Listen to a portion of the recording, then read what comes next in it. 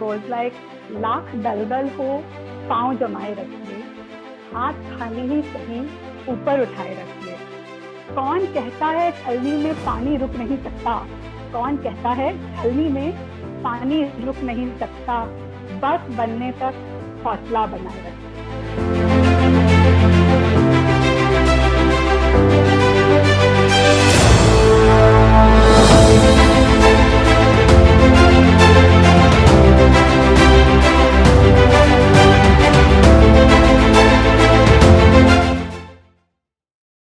Hello everyone. Today we have Nalini Kaushal with us. She is the founder of Setu Works, a CSR and convergence specialist and a lead associate. She is also the former program lead of Project Prabhat. She is also a huge believer of the medicine free lifestyle. So let's get into it. Hello ma'am, how are you doing? Hey Mishika, good evening. I'm fine. How are you? I'm great, thank you for asking. So how is the lockdown treating you? How it's treating the rest of us? Yeah, I think similar. So chaotic for sure for me as well as I think most of us here. And I'm just like, initially it was a big blow, and we didn't know what hit us.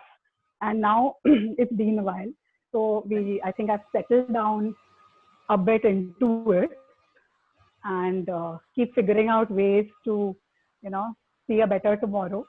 And for me, I'd like to just add here that I was thinking the other day that it's not the first time I'm in lockdown, Chika.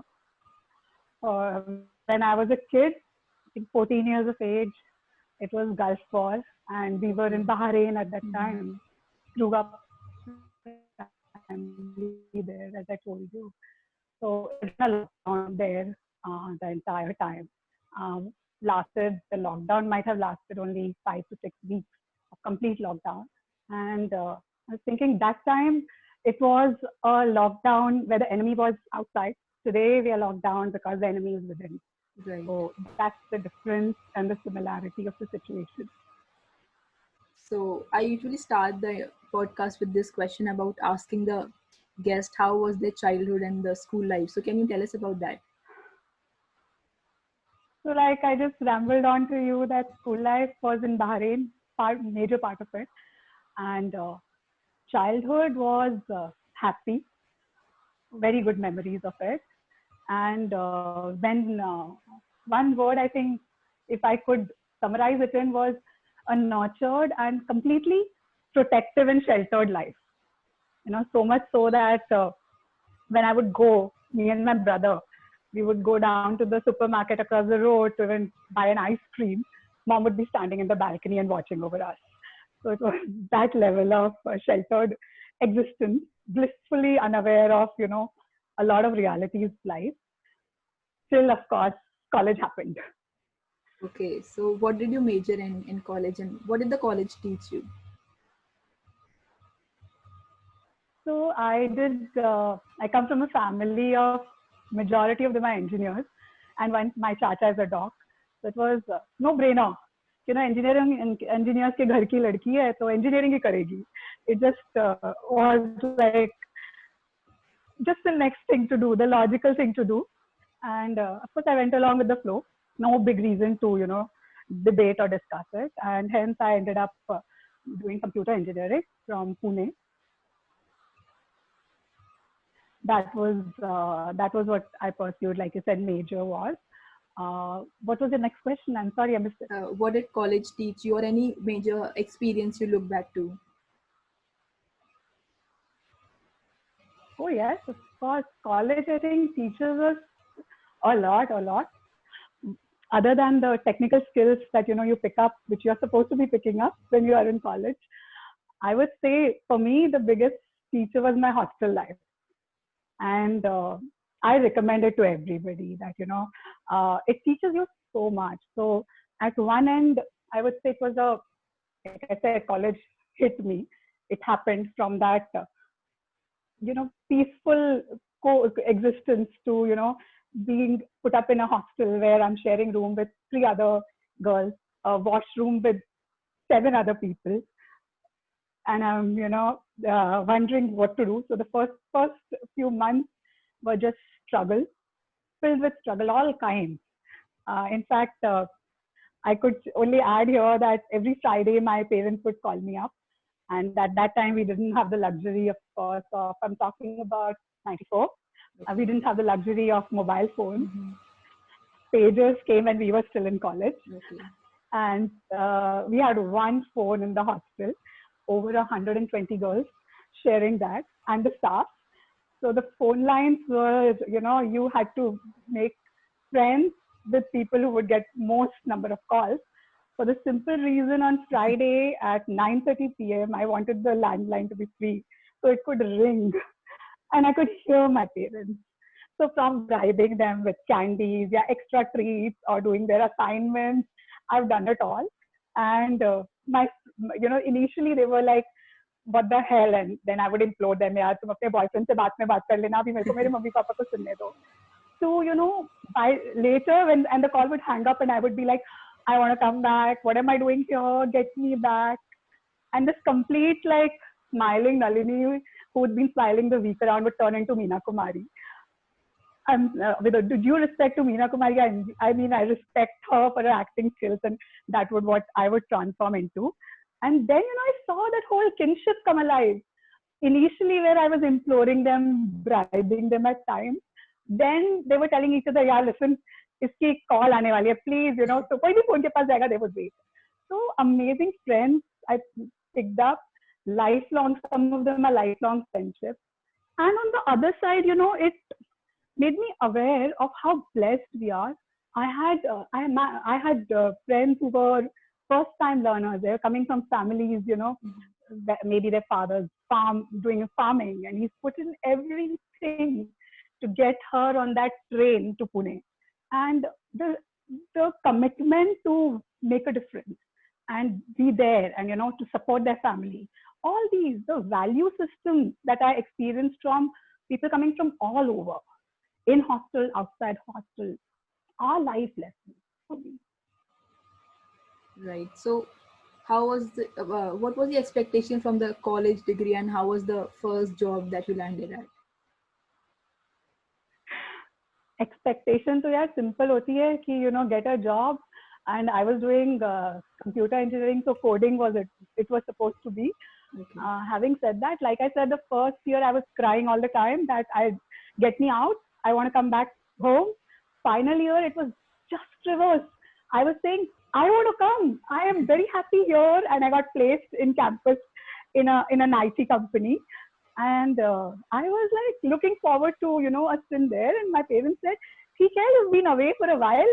Why don't you come back and pick up a job here? If you need to work, of course, work by all means. But, we've been away from you. And so why don't you come and pick up a job here?" At that time, Middle East was, my father couldn't sponsor me on his visa. Okay. You have to, if you're over 18, you need to earn your own visa, basically. So my first job was completely by accident. It was the first job that gave me a visa to be there with my parents. Okay. And it was an IT training. So I landed up as in IT training instead of coding. And, maybe 3 months rather into it, I realized that it's the love of people that makes me take than the love for machines. So machines could be enablers, but it is the people. So learning and development, training that I pursued I still do, but I pursued for the first decade of my career. That was how it started. Okay. So as I know that you worked as a lead for Project Prabhat with Hindustan Unilever.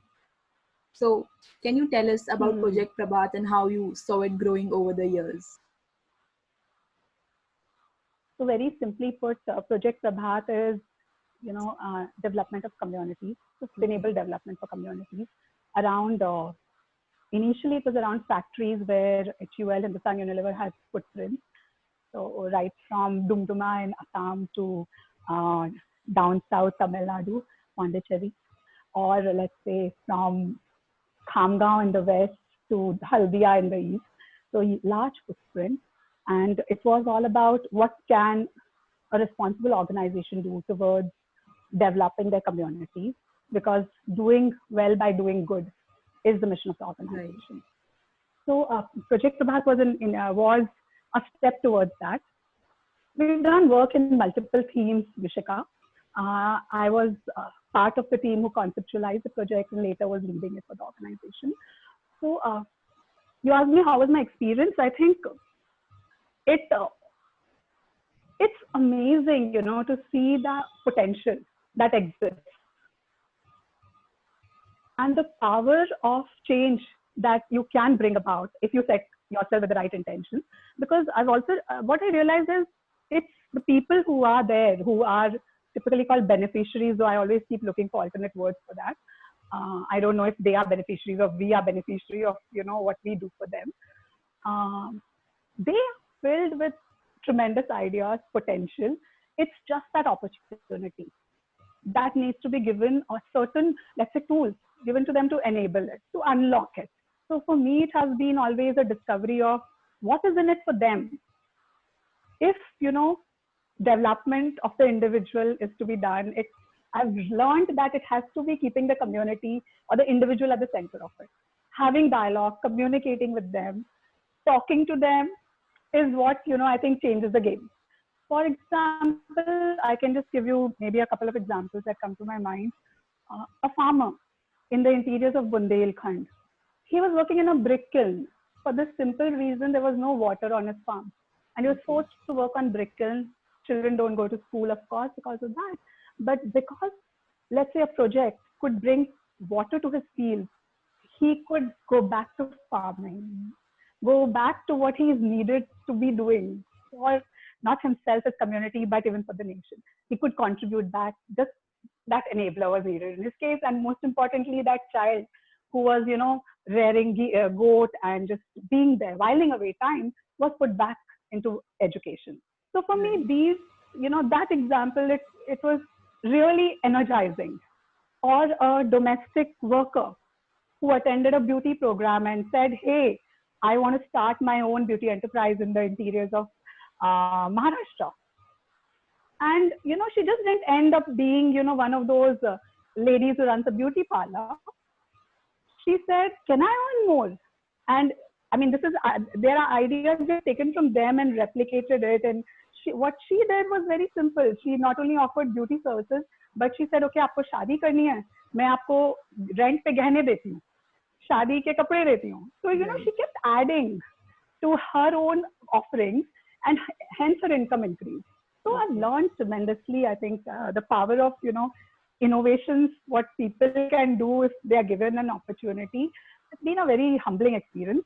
All I would say is each of this would, make me sleep better. मेरे को नींद मीठी आती है when I see these changes happening, and that kept me thinking. Okay, so was there any specific community you plan to target, or was it just a broad program? So it was, when you asked me a specific community, like I said, initially it was sites where there were factories. To number, there were 27 sites. And another learning has been that it cannot be, one size fits all. So what we went ahead and did, for example, is created a community passport. And most importantly, like I said, is understanding what they need. So communities could change, but the needs also will change. Okay. So understanding deeply what is it that they want, what is the demand versus what is the supply of that particular need, whether it's water conservation or livelihood enablement or nutrition for that. So it completely was customized to as much extent as possible. Okay, so I really want to know this. How did the career transition happen from being a computer engineer to working in the development sector? So like I just said, this I could only attribute it to the initial wings. It was Project Prabhat I landed up with because of my background and skills. I haven't been trained on a master in social work or something. So it was learning on the job, understanding the pulse of the people, having strong processes, I think really helps. So I have the process mindset that probably was brought in was really helpful. And that, the passion, then like I said, wo jo meethi neend hai na, it's unparalleled. So that kept me going. And as the work increased, as the interventions grew, my, I think, attachment, commitment to the sector is cemented further. Okay. So, as you have now started your own organization, Setu Works, so can you elaborate upon the mindset and the vision you have for it? So, as you would know, Mishika, Setu in Sanskrit means bridge. And that's the intent of Setu Works, first of all. It's like I see it as a bridge to connect multiple stakeholders who are working towards a common cause and have a shared vision. Right. So, big believer on SDG 17 collaborations and partnerships for goals. And that's the whole ethos with which Setu Works exists. We started Setu Works on Children's Day, 14th November 2019.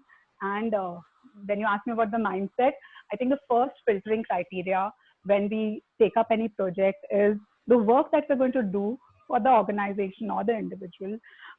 Will it somewhere contribute positively towards the future generation? So that's the first check mark. Are we going to be doing something positive towards it? If yes, then we go ahead and look at the project or explore the project further. That's the first check we do. Currently, two verticals that form Setu Works. One is communication, strategic communication, and the second one is CSR consulting. While on strategic communication, if you like to add the reason for it, and I'm asked about this why strategic communication a lot of times. This is over years of experience we've seen or have felt that there's tremendous amount of good work happening across the board, whether you take at tier 6 level or tier 1, irrespective. And organizations in the social space are doing a lot. Right. And this is my, in interactions with colleagues in the corporate world or colleagues in the civil society organizations. And there have been times that I've always been baffled with, अरे आप इतना कुछ कर रहे हो, why don't you tell people about your work? And most often the response is, we don't have time because there's so much to do and there's so much execution. Secondly, there's another whole angle of we don't have resources to do this. And maybe we need ways and ideas to be able to translate what we are doing into what people would like to understand, decode it for them. So these three prime reasons. And, it's not that when I speak to my partners, it's not about, you are showing off, because at times it looks like, tom-tomming about your work. Communications is like, हाँ, 2 poster bana diye, pamphlet, bhej diye. It's that. No. How I see it is, yeah, we are a country of 6 lakh villages, over 19,100 pin codes, and 1.5 lakh post offices. So that's the quantum, that we are sitting with. So if you are doing something phenomenal and your idea, your model, your concept, or your work can be communicated to somebody sitting far away, they pick up from it. Maybe they customize it in their own path, because innovation is not about only creating something new. It's also about, how can you maybe replicate it, tweak it and replicate it. So if change at scale has to be brought about, communication plays a key role. So that's the reason for and the mindset behind the communications piece. CSR consulting is because of years of experience, whether it's with the civil societies or the corporates. We work on the CSR consulting. The third one, which you'll not find it yet out stated, but it's brewing here, and we're working on it, is the whole piece on mental well-being. Okay. Because as I see it, COVID is a pandemic, but the bigger pandemic that's being created and that's going to be left behind is our state of mind. And hence, again, it's work that's brewing, and it's not like, it's only let's say the population who's displaced. Again, a word I don't like to use, the migrants. It's not just about, they going through anxiety. A friend who is in a position of bringing about change as a leader and is doing so much relief, if she messages me on a Sunday saying, Nalini, I am scared to look at my phone today because of the messages that I will be getting for, more relief, more support, and I feel I'm not able to contribute. When I know that, she's been doing so much. So it's, or a friend saying, okay, 250 log wahan baithe hain Goa mein, they need to be put on a train to the state, or a person putting up a message on a group that I'm a part of and saying, from last 3 days, I've been hearing noises in the house next door, and I want to go and I want to help them out, but I'm scared. I don't know if it will be construed in the right way. So for me, these are just, it's not just for me, there's enough material outside, and there are many voices who are doing tremendous work on this already. And if in some way we could contribute through SetuWorks, even an iota on that, I would say yes, it's needed. Each one of us needs to do something on that. So mental well-being is what SetuWorks is doing at the back. Right, it's really the need of the hour. So also I would like to ask you, where do you see Setu works in the next 3 to 5 or maybe 7 years? Again, Mishika, sorry if I sound a little fatalistic here, or uh, as a founder, I'm supposed to have a 7-year vision or a 5-year plan. I don't have one right now because I think currently where we are, the plans I had, the projects that were there, which were supposed to be executed right now, are going to be done for sure, but in a very different way. So how I see SetuWorks doing work in these three verticals. The kind of work we do or how we do it is going to change. And I cannot predict it at this stage. It is completely a VUCA world. So all the management lessons that we have learned, or classes we've attended where we've talked about VUCA, it's right now we're living the VUCA world. Right. So I don't have an answer where we are 7 years. We will be doing work in these three verticals. Digital will be a big win. Connecting with people and continuing to drill deep on collaboration is what we'll surely be doing work. That will be the enabler for us. Okay. So how has the pandemic or the lockdown, to say, affected your work, and how have you decided to mold according to the needs? So, like I just mentioned to you, initially it was all about, uh, work coming to a complete stop. And for a while, like I said, there were projects. I was supposed to be doing a documentary in a tribal land. And of course, I had the team coming in from Kerala who was going to be shooting it. And the script was getting ready for the social program that we were going to talk about. However, of course, like you said, COVID has changed all the realities, and so initially it was a setback, and I didn't know what to do, what next. To add to the whole chaos of it, I was visiting my parents in Delhi, and my family is back home. My husband and in-laws are in Mumbai. So it was, personal plus professional chaos that I mentioned right in the beginning that came in. Having said that, then the whole, the whole dialogue around lockdown, around job losses, and the landscape started getting framed around it. It was beginning to really trouble me. I have completely always worked on the projects, like I mentioned to you. One key indicator that I've always seen or benchmarked is the work that we're doing. Can it bring about a real income increase in the life of people who have been impacted by it? So that became a big question mark, that what's happening right now. Forget the real income increase. What about the income? And I'm a fan of Shah Rukh Khan's the dialogue when he says, तुम किसी चीज को शिद्दत से चाहो तो सारी कायनात पूरी करने में तुम्हारी मदद करती है. So in this case, it was not the cheese, it was the soch. It was really heavy in my mind कि ये क्या कर सकते हैं, what can be done. And my friend Gayatri, who heads LabourNet, I think she was having a similar mind chatter and conversations in her mind. And we connected, talked about it, and we said, okay, that's the mood, that's the tempo. Let's see what can we do about it. And we started putting our minds together on because we know it's the 400 million people, that are the one in the informal sectors, workforce is getting majorly impacted. Other than, of course, each of us is, but their impact is much more pronounced. So we started initially the series on social media platforms because, again, we are homebound, nowhere else, but social media gives you a voice. and on reimagining livelihoods for the informal sector.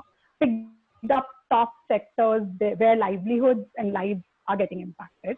It Once we started that, I think this conversation must have been in the first week or the second week of April, and we launched our thought starters. The article that we started was sometime on the 17th of April.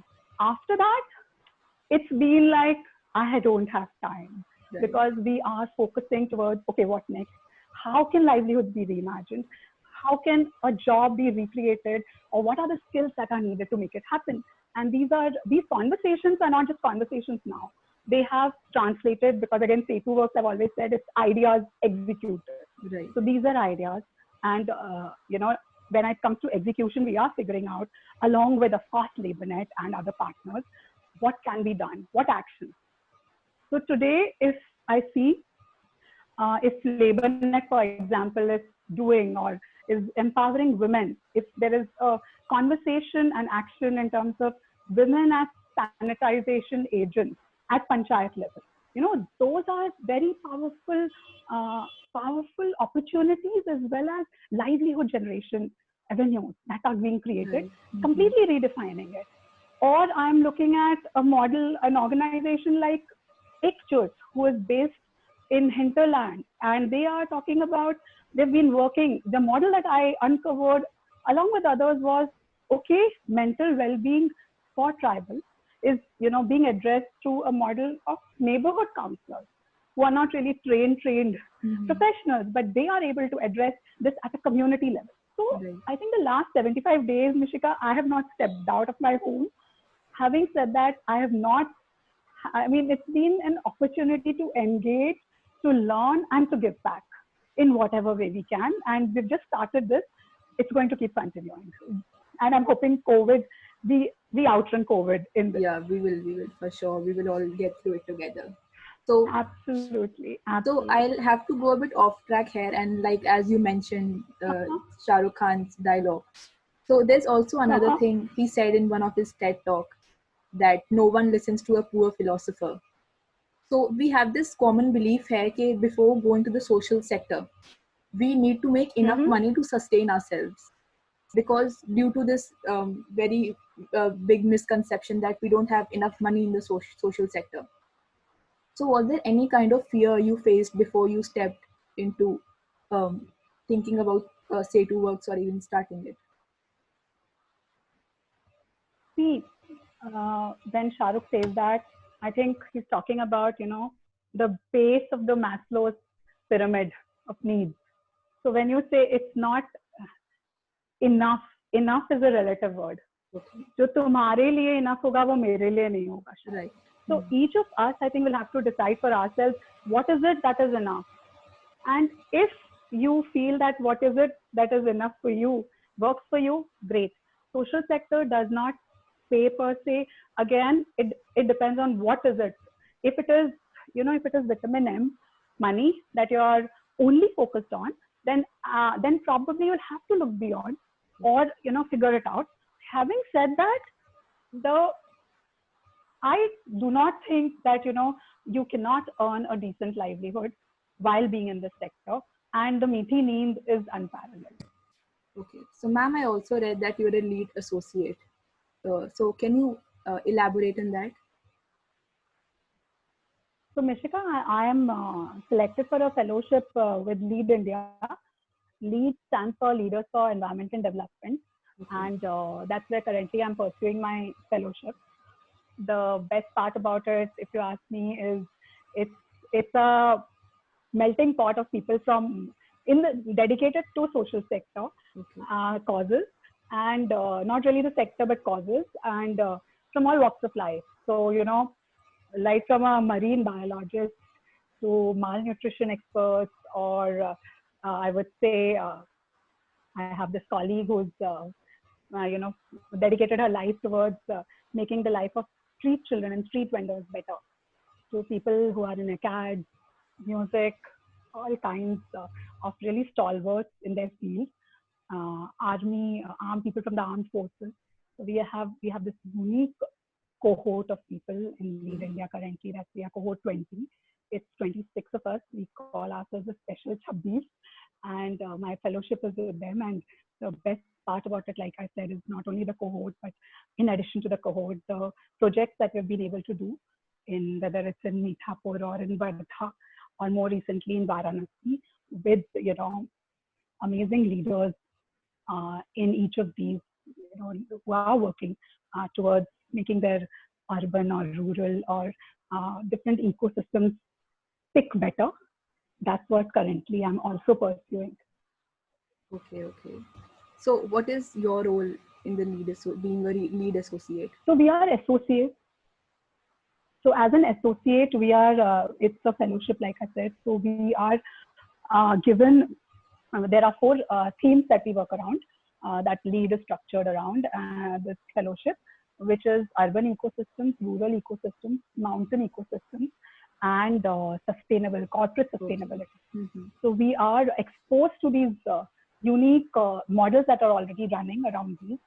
And not only exposed, so there's a lot of learning where people from different walks of life, different sectors come in and share their expertise and experiences with us.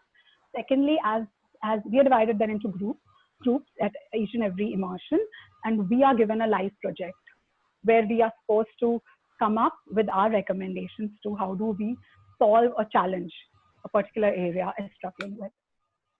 Okay. So, what are the obstacles that you faced in terms of professional health, or just like in general life, in terms of maybe it's profession or maybe it's health?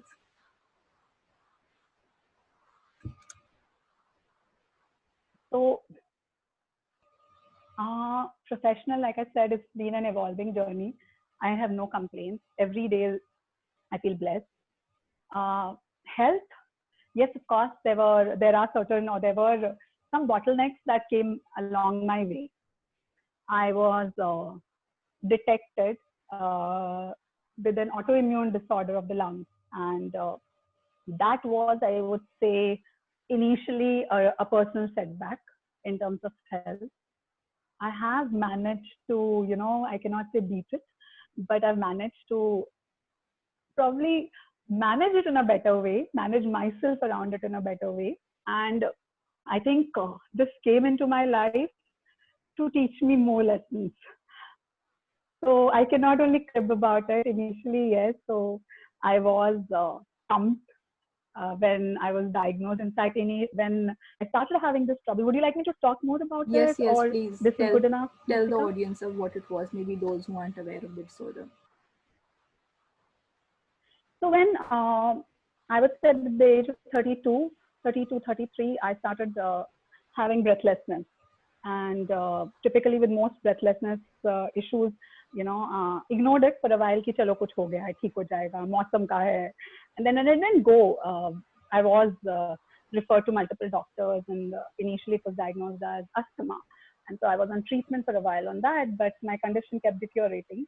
So when I say breathlessness, I would cringe when I'm walking on a flat surface, it's fine, but I would see the staircase and it would be like a killer for me, because just climbing a flight of stairs, I would, be huffing and puffing like a 70-year-old. And my husband and me were like, we did a lot of reading up and research, ki kya ho sakta hai. Didn't know, and then we were very fortunate. We were referred to Dr. Zarir Bhatia, and he diagnosed it. He diagnosed the problem that, okay, this is not asthma, this is an autoimmune disorder of the lungs. And autoimmune, by the virtue of it, is you don't know why it happened. So it was a lot of initially, what the hell? What struck me? How? Why me? And this is not fair. So there were all these kind of conversations, and then the treatment was simple at that time. It was, in my condition, the only treatment prescribed was steroids. Okay. So initially high dose of steroids, which of course comes with its own set of challenges. Weight gain is one outcome, and skin, weight, you name it, so steroids, of course.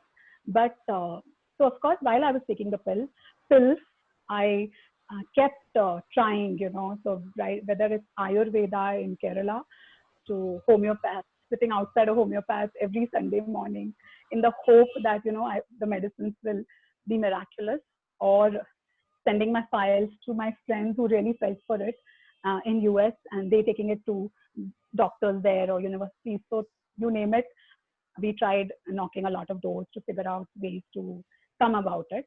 And everyone said, this is simple steroidal treatment. If it's working for you, you're very lucky, because for a lot of them, it doesn't work. And just keep taking the medicines. Maintenance mode hai for the rest of your life. Okay. So that was the simple treatment. And it was okay. I mean, initially वो anger वगैरह चला गया. I'm like, ठीक है यार, pop a pill, a few pills, sorry, and you're fine. And I am not the type that actually would crib about it. It is only, at closed doors, the conversations that I've had with my spouse. But otherwise, the days I would feel really, really out or really low, I think it's also the kind of work I do. I would maybe meet somebody who's really in a much worse shape.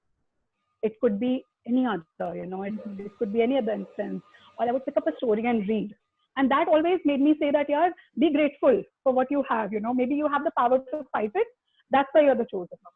So that's the belief I continuously had and kept telling myself whenever I would feel overwhelmed with the ailment, and continued my dose of steroids for a long, long while. So, what were the difficulties that you faced in everyday life once you started taking steroids, and how did the everyday life change, like the small changes? So, like I just told you that it was an effort for me to walk, etc. Initially, when I took the medicines, in fact, I felt very good.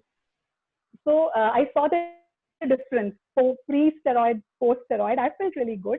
The only thing is that you would start noticing, right? Weight loss was not going to happen. So I was putting on weight. My hair fall. So these are, external signs.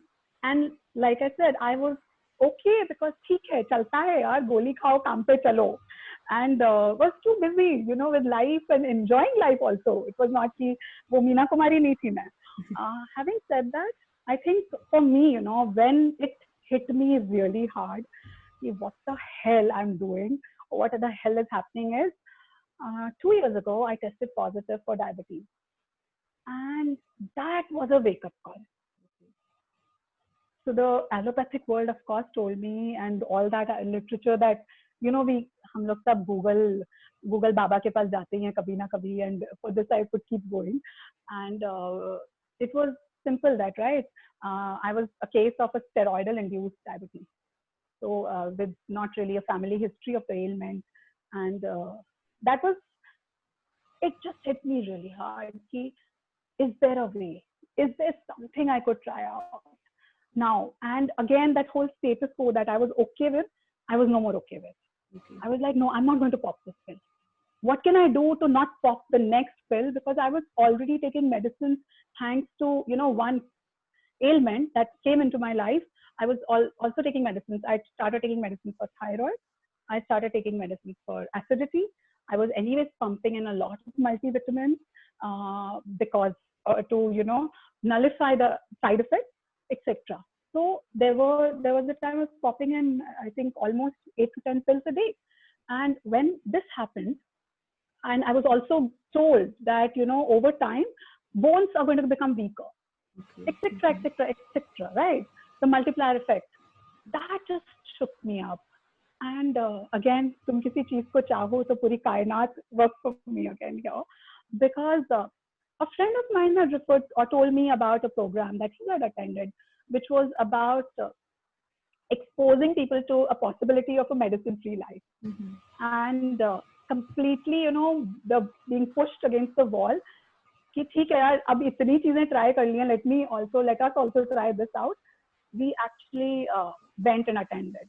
Okay. So for me to summarize to the listeners, it was like once you started taking steroids, you also took additional medicines to nullify the ill effects of steroids. Yes. So one is additional medicines to nullify, and secondly, I became hyperacidic. So I was taking medicines again to cure acidity, which was an outcome of taking steroids, or thyroid, which came in, which I was not thyroid positive before. So it not only Right. So my whole question was, yeah, to treat one disease, there are many more diseases that are coming or inhabiting in my body. And when the diabetes thing happened, it was like, Mm-hmm. no more. It Okay. was really scary, and I was determined कि नहीं कुछ तो पता करेंगे. I didn't know what will happen, what will Mm-hmm. come out of Okay. So yes, you were talking about the thing you attended with your one of your friends. it. Yes, no, my friend recommended it to me who had Okay. attended this Mm-hmm. workshop, and my husband and me, we attended this workshop on the outskirts of Pune by Dr. Praveen Chodia, who runs a Okay. workshop called Medicine Free Life. Mm-hmm. And the name, of course, is quite, it makes you wake up. And also, it's quite challenging to hear that Right. term. And however, for me, it has really worked out. And many more people like me, as I witnessed when I became a part of it, I do volunteer whenever I get time over there now as my give back to the organization and to the program. Uh, Simple things I picked up. Uh, the most important part for me was it was not somebody, selling snake oil. It was Okay. okay if if you're being told that it's important to have your body or make your body more alkaline than acidic, it was not just statements. It was not prescriptive. It was okay, how and what to have, but why. So a lot of science was, discussed here, and that resonated with I think a lot of people. It resonates, it connects, and the biggest changer would be if you experiment and see. So Mm-hmm. in my case, I experimented. Again, I did not think twice about it because I said, okay, let me try this out. And I was very clear that if this can help me not pop an extra pill, I did not have expectations that other things might go, not go, but not pop an extra pill. Why not? And simple changes that were recommended, not difficult to do, is what I would say. Tried it out. I think it ignited the explorer and the experimentator in me. And here you see me today. I am in a much better space, physically and mentally. So it's not that the steroids is completely out of my life, and I'm not saying that medicines are, a taboo. But Mm-hmm. if there is something you can do to undo, or in your own way, I think the best gift you can give to your family is a healthy you. And what can you do towards it if you're able to, do make a small changes? That's what, at least in my case, it works. Why not? Okay. So apart from that, were there also any lifestyle changes you made, like eating habits or your daily routine? Oh yes, of course. Nothing comes without changes, right? So for sure, there are a lot of lifestyle changes, but easy, not difficult. Once you know why. So for example, I keep saying तीन चीजों को का triple talaq, which is white salt, white sugar, and maida or white flour. Okay. And again, there's a whole science, and we'll not get into it right now. But that's one thing. And you know what? The interesting thing I realized is it's not rocket science. It's not something we don't know. In fact, we all know it. It's just that we have these blinkers on. कि ठीक है, Right. it's easy to probably pop a pill and go about it than to be patiently doing this. So my Sasurji and my mom always say ghee khao beta, but I did not listen to it. But now, if you ask me, I'm a big advocate of ghee khana chahiye. Ghee, agar Right. shuddh ghee hai, so it's great for you. Of course, how much and what, for sure. So there are many lifestyle changes in terms of what you're consuming, what you're putting in your body. Also, to be patient with your body. So if you have a headache, before you pop a pill, hang on. Give it some time. Do whatever you can. And like today, I am more confident sitting at home or telling my friends that they worry for me because I'm supposed to be again high risk in a COVID situation due to the lung disorder. Having said that, I will not. I'm very grateful, but I'm that I feel that yes, while I might be high risk, but whatever we've been consuming over the last few, let's say, year and a half, 2 years, that has helped each of us, at least my family, have a better immunity. Okay, so can you give us examples of the diet switches you've made? For example, like what have you substituted it with?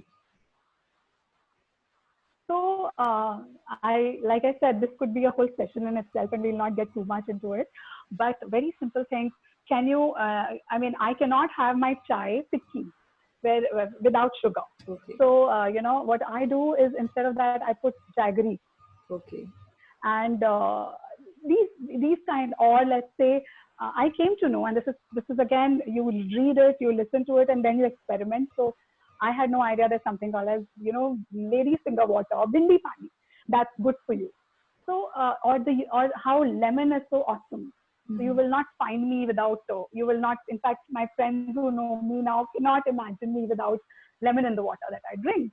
So these are, there are many, the grains that you eat. So another learning was, can you be closer to the source of what you buy?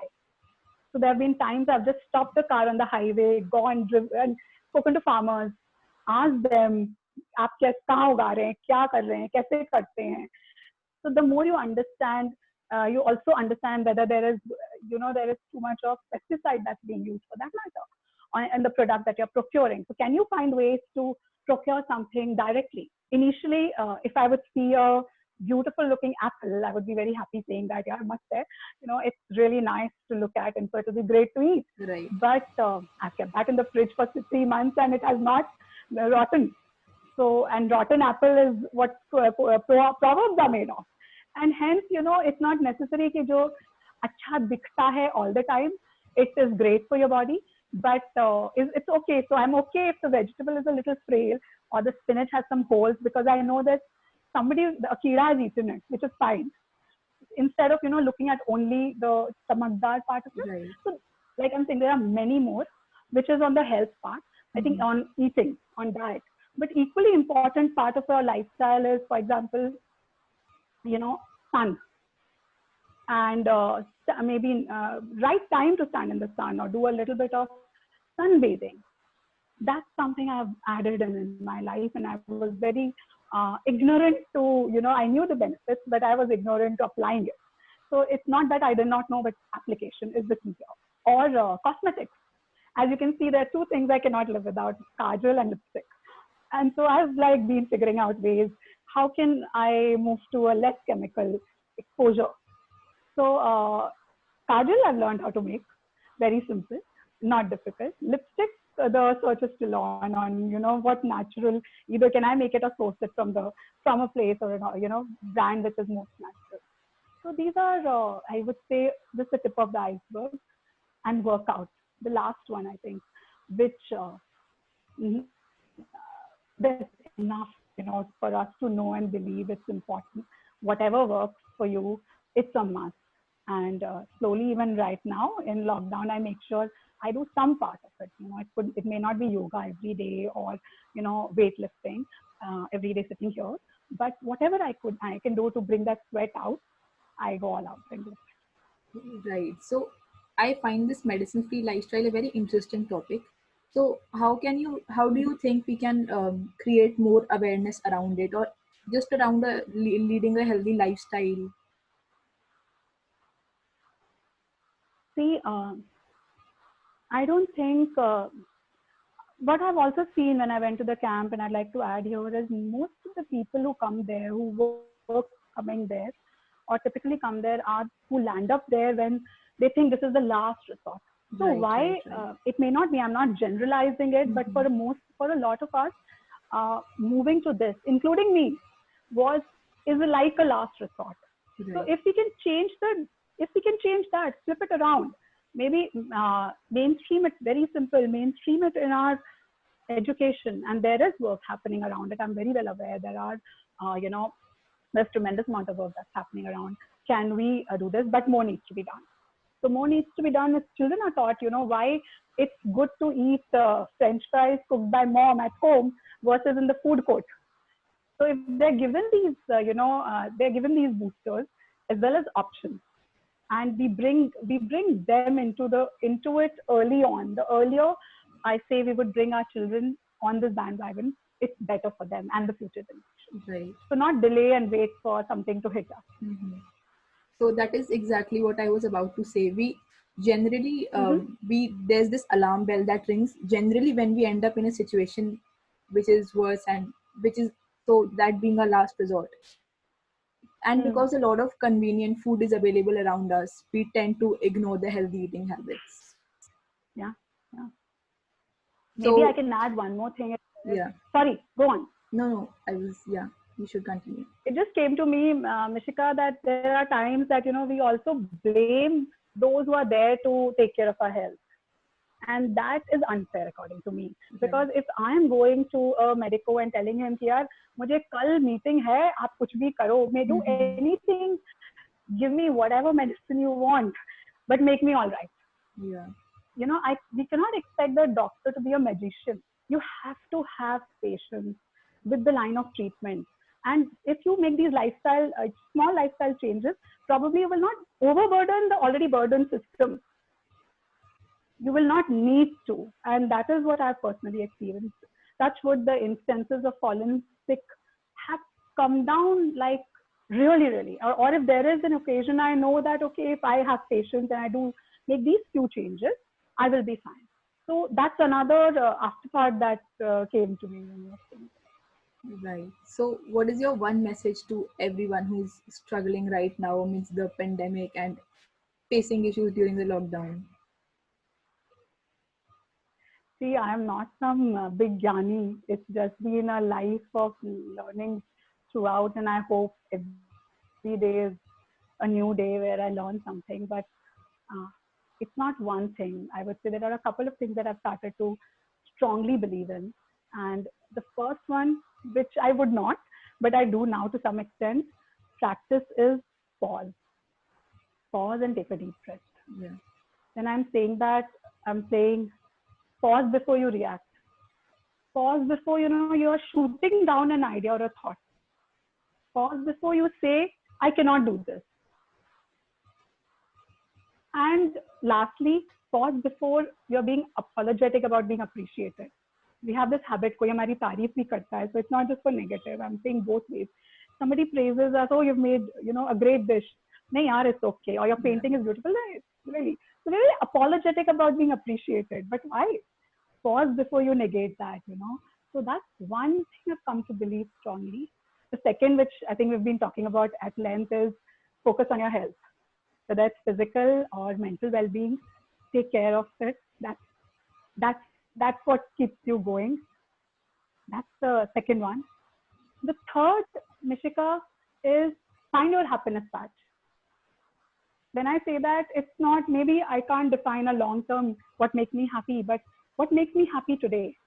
In a day, if you can find out what makes you happy that day, that moment, then Right. you've won that day for yourself. So find that thing that gives you the meaty need. It has to be, your own personal signature. So that's important. Lastly, I would say gratitude. Practice gratitude, being grateful. I think it's so important to tell people, that they are being appreciated, and do it dil se. Because that's, I think, the most uplifting. And we've seen many examples of it even now in COVID, that, people are going all out to show Right. their gratitude, whether it's the frontline workers or, people who are doing relief work everywhere. So show gratitude. I'm very grateful, Mishika, for every breath that I take. And I'm very grateful for my hubby. So I feel, I have found in him a best friend, and his parents have given him those values. My parents, who have been my anchor, and they've taught me how to be not judgmental. And so many other people whom I meet every single day who bring that smile on my face. I'm grateful for all of them. Right now, I think I'm grateful to you. I'm grateful to you, Mishika, and to Amit and the team at Mitti Ke Rang, because it's not just a tremendous relief work that you're doing everywhere. That hello, that I see you guys or read about you, but you've also reached out to people sitting far and wide, people like me, who, you are helping me today. You help me know myself a little bit more and tell the world about it. So that's my whole piece on what I'm grateful about. I could only end with one quotation that is the recent most I've uncovered. It's not something I've written but was shared to me by my friend Ashwini. Yes, yes, And please if go I on. may, I'd like to say that. Yes, yes, we would love to hear that, please. It goes like, lakh दलदल हो पांव जमाए रखिए, हाथ खाली ही सही ऊपर उठाए रखिए. कौन कहता है छलनी में पानी रुक नहीं सकता, कौन कहता है छलनी में पानी रुक नहीं सकता, बस बनने तक हौसला बनाए रखिए. So that's all I say to all your So lovely. So I also Thank have you, Mishika. one more question to you. So how do the listeners reach out to you if they want to know about Setu Works or the medicine-free lifestyle that you advocate? Setu Works is on LinkedIn. Setu Works is very recently on LinkedIn. In fact, we have just launched our LinkedIn page yesterday. It was a personal special day, so I wanted to launch it that day. And we are on Facebook. Not yet on Insta, but LinkedIn and Facebook very much. Okay. Setu Works is also, we have a website, so www.setuworks.com. You can reach out to us through that. Okay. And if someone wants to know about the medicine-free lifestyle and more about it. For sure, I could be, I'll be happy to talk to them about it if needed. And in case they need more details, I'll be happy to link them to the team whom I know, who's my extended family at Medicine Free Life. Thank you so much. Thank you so much, ma'am. This has definitely added so much value to the lives of the listeners. And thank you, Mishika. And the work you are doing around the social sector is really amazing, and I appreciate you for that. And I think medicine-free lifestyle is something new that we've all heard of. I think most of the people are not aware of the concept. So thank you so much for that. Most welcome. I would wish everybody at least a medicine-reduced life for sure. Please, a journey we'll all reach together someday. Let's just have the hustler. Yeah, right. Thank you for the time, ma'am. Most welcome, Mishika. Thank you. It's been lovely talking to you. Bye-bye. Stay safe. Yeah, stay safe.